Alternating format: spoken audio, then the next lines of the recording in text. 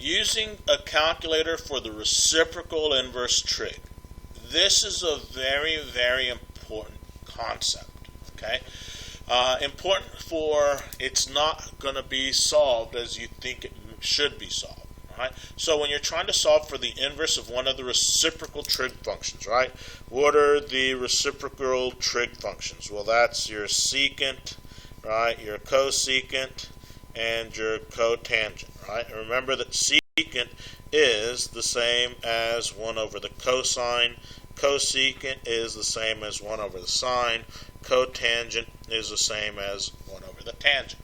Okay? So, for example, the inverse secant of root 2 can be thought of as what angle has a secant ratio equal to root 2. However, if the technology available to you does not have an inverse secant function, right, if it doesn't have that inverse secant functionality, it's necessary to be clever. Right? So if we're looking for the angle with secant of x equals to root 2, then we can consider that 1 over the cosine of x is equal to root 2. Well, that would imply that the cosine of x is 1 over root 2, which is equivalent to saying it is root 2 over 2. So therefore, to evaluate the inverse secant of root 2, it's necessary to evaluate the inverse cosine of 1 over root 2, the reciprocal. Right? So to do the inverse of the reciprocals, I need to find the inverse of the reciprocal.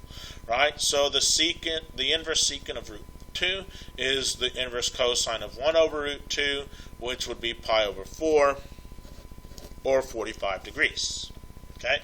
Similarly, if I had the inverse cosecant of 2, that would be the inverse sine of the reciprocal of 2, right? And the inverse sine of 1/2 is pi over 6, or 30 degrees, right? And if I had this, right, with just some random number, right, so in this case negative root 3, right, I could come over here and I could say, okay, well, if I want the inverse cosecant of negative root 3, I can find that by finding the inverse sine of negative 1 over 3, right, and that value is where I get the negative 0.34 radians approximately.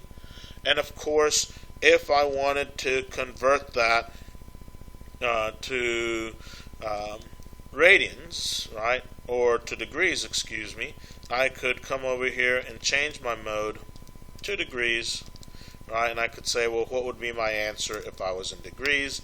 And that's where I get that negative 19.5 degrees. Okay?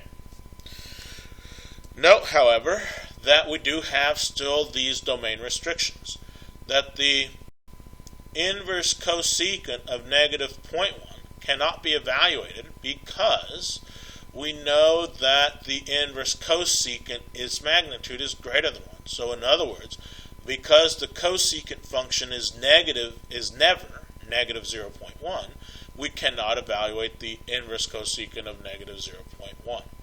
Okay? Very, very important. All right, so use a calculator to approximate each of these values. If not possible, state why not.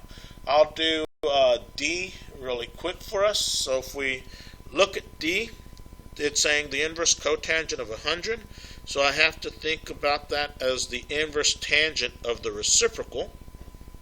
Okay, and should I be in degree mode or radian mode? Well, if I'm looking for an angle and I'm not told, I should be in radian mode.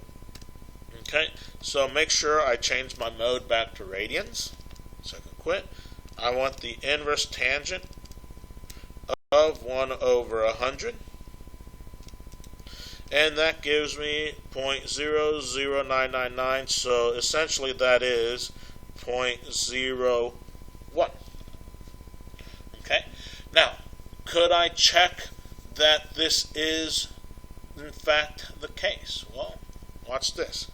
What is the tangent of 0.01? Right? What is the reciprocal of that? Okay. So is that value basically the same as this, except for the rounding issue? Yes. Right? So I can go through and do the work using my calculator. Right? So you've got quite a few more that you can practice on your your own.